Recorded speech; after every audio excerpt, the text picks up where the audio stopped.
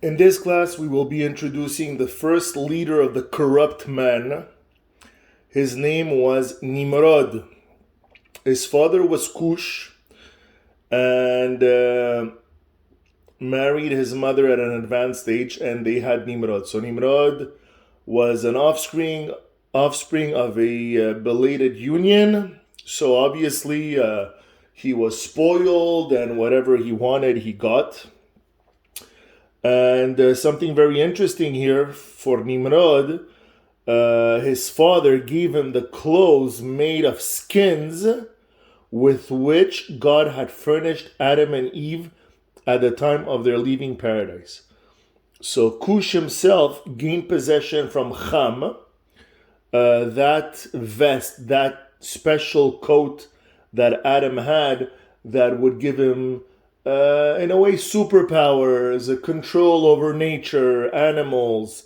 So Adam and Eve, they had given it to Enosh, who had given it to Metushelach, and then Noach, and then Ham stole the garment, and kept them concealed, and then he passed it on to his firstborn son, Cush, and this Cush was the father of Nimrod. And he gave it to him when he was 20 years old. So when Nimrod wore this vest, this garment, he felt both invincible and irresistible. The beasts and birds of the woods fell down before Nimrod as soon as they caught sight of him arrayed in them. So people would see this. He was also victorious in combats with man, in wars. So they considered him as a divinity. They considered him as a immortal god because of this garment. Also, what Nimrod did, he wasn't just evil within. He popularized evilness. It's written here in the Bereshit Rabbah, since the flood, there had been no such sinner as Nimrod. He fashioned idols of wood and stone and paid worship to them. And he wasn't satisfied being godless for himself. He attempted every way possible to subject his evil ways to the population. Here it's written, he was abetted by his son Mardon. This son of his outstripped his father in iniquity. It was their time in their life that gave rise to proverb, out of the wicked cometh forth wickedness. So from within the wickedness comes. So once again, the great success that attended all of Nimrod's undertakings produced a sinister effect, meaning that men no longer trusted in God, but rather in their own prowess, ability, attitude, to which Nimrod tried to convert the whole world. Since the creation of the world, there has been none like Nimrod, a mighty hunter of man and beasts, and a sinner before God. And like I said, Nimrod brought all the population with him. He convinced them, he won them over with his superficial quote-unquote power, and they all became great sinners, which will lead to Dor Aflaga, the generation of the scattered, the Tower of Babel. So they started building that tower. They wanted to, there's three things that they wanted to do. So first of all, it was a tower built out of a round rock. No, not the tower. Here we're talking about his throne. He built himself a huge throne, built around the rock, and on it he placed a throne of cedar wood, which arose one above the other, 4 thrones of iron, copper, silver, and gold. And then there was a very big, gigantic, precious stone upon the golden throne. This served him as a seat, and as he sat upon it, all nations came and paid him divine homage. So this guy really thought that He was God on earth. Which brings me to the Tower of Babel. So what is this Tower of Babel? So what did these men want to do? The first party was, let's ascend into heaven and wage war against God. The second party was like, let's ascend to heaven, set up our idols, pay worship unto them over there. So literally go there in front of God, in front of the angels, put our idols there and pray to them in front of God. And the third party, let us ascend into the heavens and ruin them with our bows and spears, literally to take over heaven and make it a sitra akhra, the dark side. Many, many years passed in building the tower. It reached such a great height that from bottom to top, it would take 1 year to climb. So at that point, brick was even more important than a human being. If a human being died, they would just leave him there or add him to the levels like they did in Egypt, where they put babies in the pyramids and they use them in the concrete and the cement with the clay and so forth. So here rocks, because if a stone falls, just imagine the velocity in which it would fall. It would take it would take 2 years to bring that stone back up. So that's how evil these people were, where cement, stone, lifeless things are more important than human life. They worked very, very hard, day in, day out. They worked as a team. They worked as a unit. They were very coordinated, even though they were an evil generation. And that's how we explain how come God destroyed Dora Mabul, but not Dora Flaga. Because in Dora Mabul, in the generation of the flood, men were evil between them. They would steal, rape, kill, all the sins that you could imagine, all the depravity, the Machiavellic acts that would make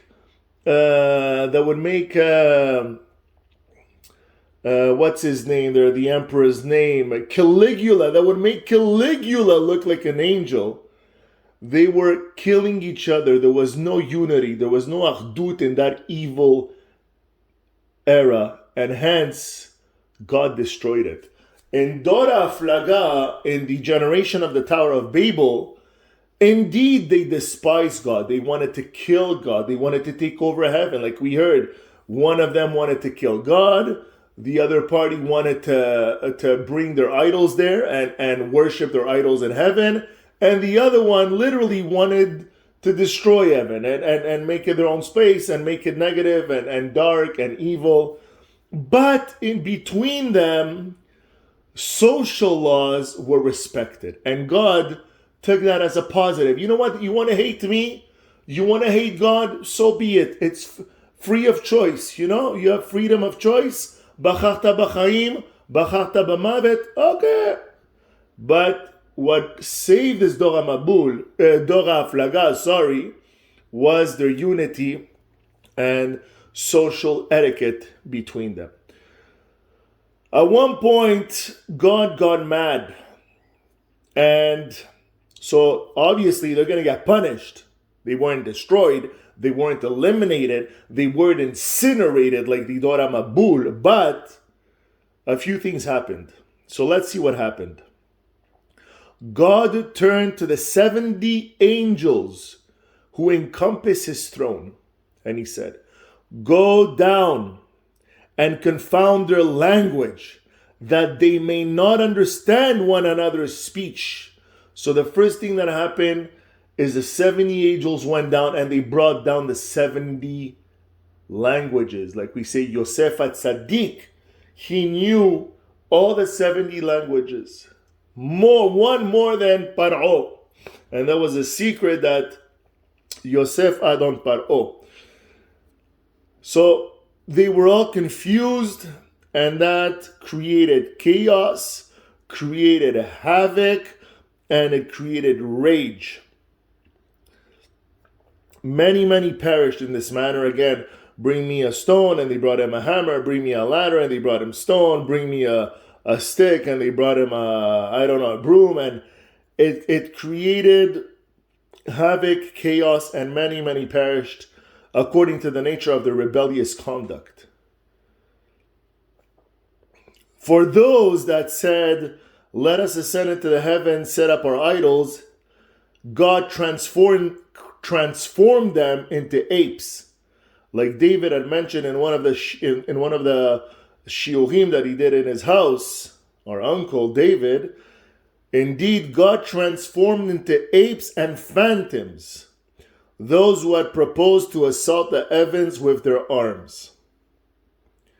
God set against each other so that they fell in the combat. And those that resolved to carry on the combat with God were scattered broadcast over there. So they were, once again, Didor Aflaga, they were scattered, they were separated, they were sent all over the world. And that's where once again, the nations, the 70 languages from the 70 angels comes from. The place of the tower has never lost its peculiar quality. Whoever passes it forgets all he knows. And to finish the class on a very positive note, because we're talking about Nimrod, the Tower of Babel, who comes next? The 10 generations after Noah. Avram, not Abraham, but Avram. Finally, like it says here, a personage, a person that will believe, trust, have faith in God. 10 generations there were from Noah to Avram, to show how great is the clemency of God. For all the generations provoked his wrath, until Abraham, our father, came and received the reward of all of them.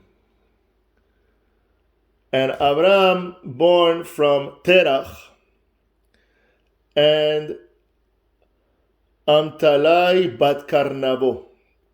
So once again, Avram was born during Nimrod's time.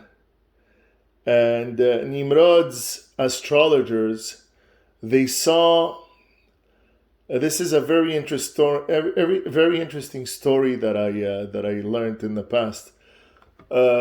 He saw in the stars that there was going to be a boy that was going to be born, and that would overtake his kingdom, his throne, and that would challenge him, and he would be his antithesis of who he is as a person, as an individual, and as a evil leader.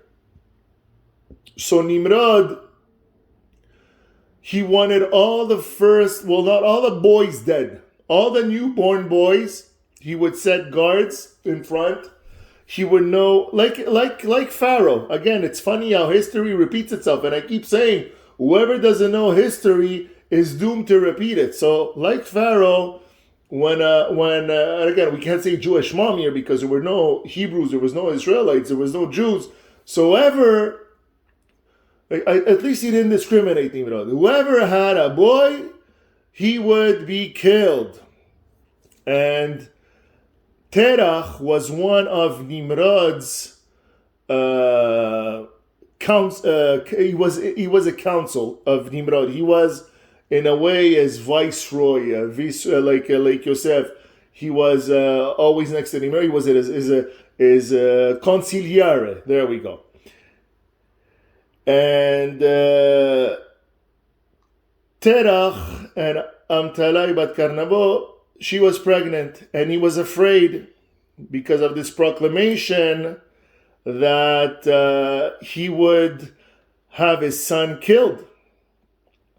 And so long story short, when Amtalai gave birth to Avram, again there was a light. He was already walking. He was alert. So Terach hid him in a cave, and he brought Nimrod another baby that he sacrificed.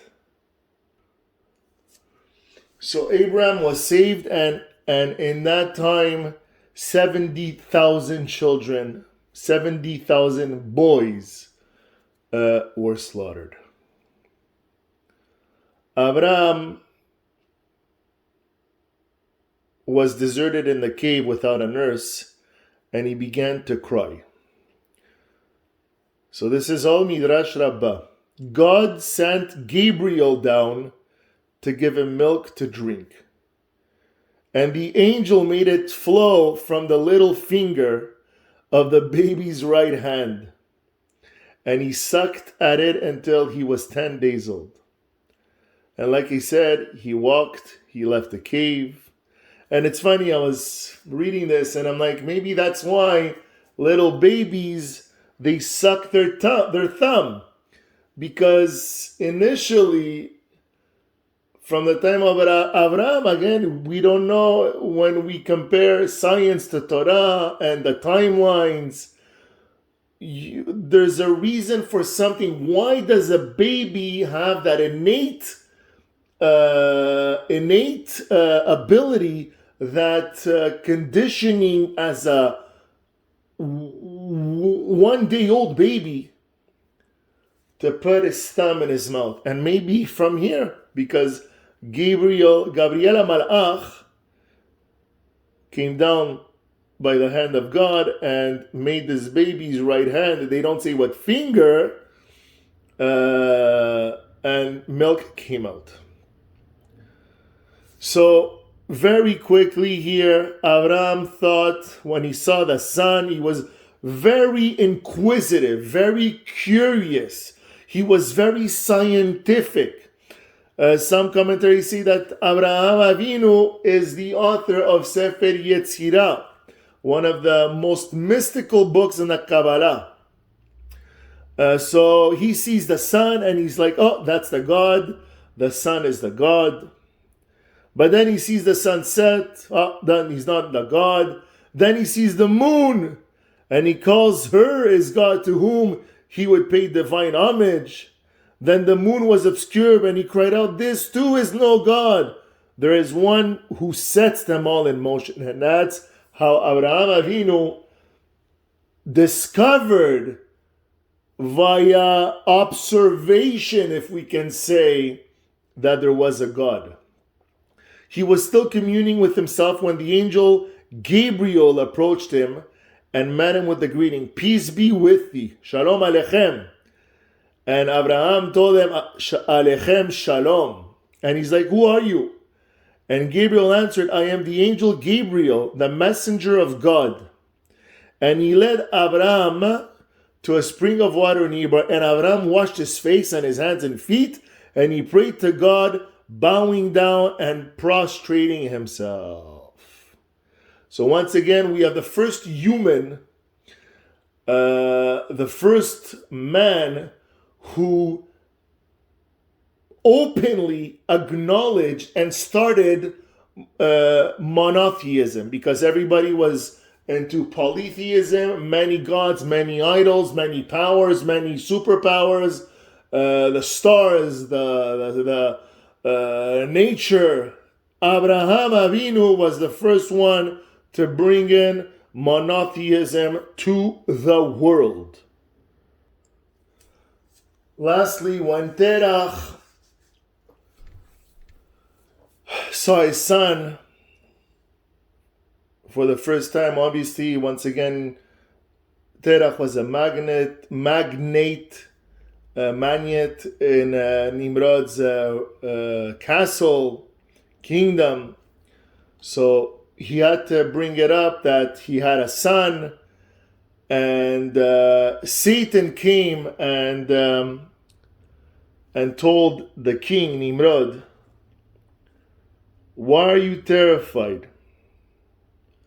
Why are you afraid of a little boy? I will counsel you. He says to open an arsenal and give weapons to all the princes, the chiefs, the governors, and go fetch that boy.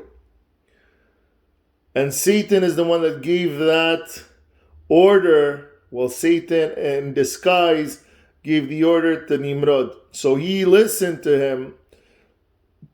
and he sent myriads of armies and soldiers. Avram Avinu was in tears, he was afraid. But once again, the Almighty God sends none other than Malach Gabriel in honor of my son's bar mitzvah next week. God sent the angel Gabriel to him and he said, "Be not afraid, my son. Hashem is with you." And God commanded Gabriel. Every time God commanded. An angel cannot do anything without a command. God commanded Gabriel to put thick, dark clouds between Abraham and his assailants. They were dismayed. They were horrified. They were terrorized. Must have been such a huge, dark, scary cloud. They fled. They returned to Nimrod. And they're like, let's depart from here. It's dangerous. It's godly. And all his princes and his servants, and together with the king, they departed and journeyed to Babylon. Next class will be much more about Avraham Avinu, his first appearance in public, and much, much more.